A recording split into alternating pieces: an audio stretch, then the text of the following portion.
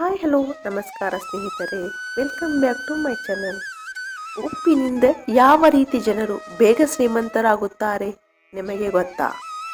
ಉಪ್ಪನ್ನು ಬಳಸಿಕೊಂಡು ಯಾವ ರೀತಿ ಜನರು ಬಹಳ ಬೇಗ ಶ್ರೀಮಂತರಾಗುತ್ತಾರೆ ಹಾಗೂ ಉಪ್ಪಿನಿಂದ ಯಾವ ರೀತಿ ಹಣವು ಚುಂಬಕದ ರೀತಿ ವೃದ್ಧಿಯಾಗುತ್ತದೆ, ಬನ್ನಿ ತಿಳಿದುಕೊಳ್ಳೋಣ. ಮನೆಯಲ್ಲಿ ಉಪ್ಪನ್ನು ತಂದ ನಂತರ ಯಾವುದಾದರೂ ಸ್ಟೀಲ್ ಅಥವಾ ಲೋಹದ ಡಬ್ಬಿಗಳಿಗೆ ಹಾಕಬೇಡಿ.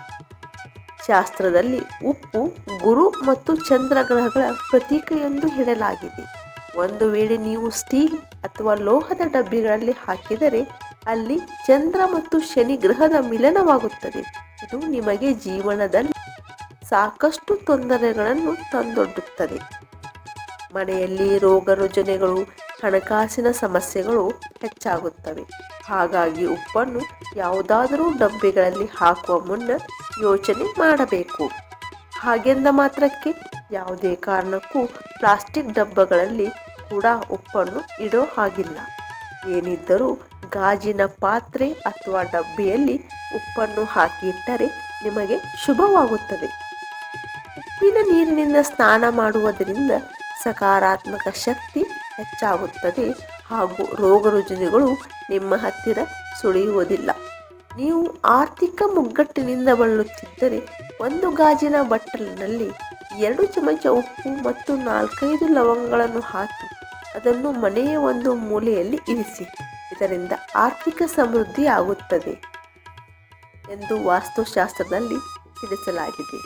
ಇದರ ಜೊತೆಗೆ ತಾಯಿ ಲಕ್ಷ್ಮೀ ದೇವಿಯ ಕೃಪೆಯು ಸದಾ ಕಾಲ ನಿಮ್ಮ ಮನೆಯ ಮೇಲೆ ಇರುತ್ತದೆ.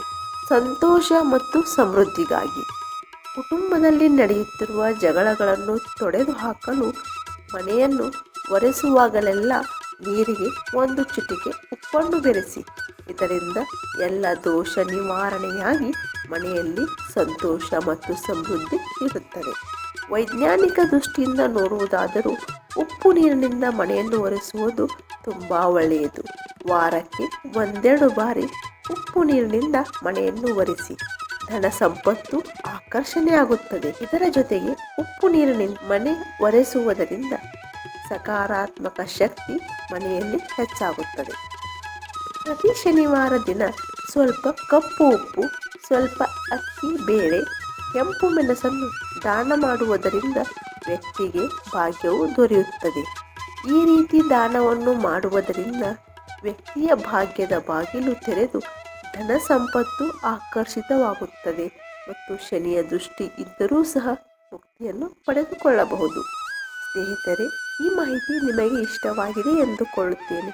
ಇಷ್ಟವಾದಲ್ಲಿ ಒಂದು ಲೈಕ್ ಮಾಡಿ, ನಿಮ್ಮ ಆಪ್ತರೊಂದಿಗೆ ಹಂಚಿಕೊಳ್ಳಿ. ಮರೆಯದೇ ನಮ್ಮ ಚಾನಲನ್ನು ಸಬ್ಸ್ಕ್ರೈಬ್ ಮಾಡಿ. ಕೇಳಿದ್ದಕ್ಕಾಗಿ ಧನ್ಯವಾದಗಳು.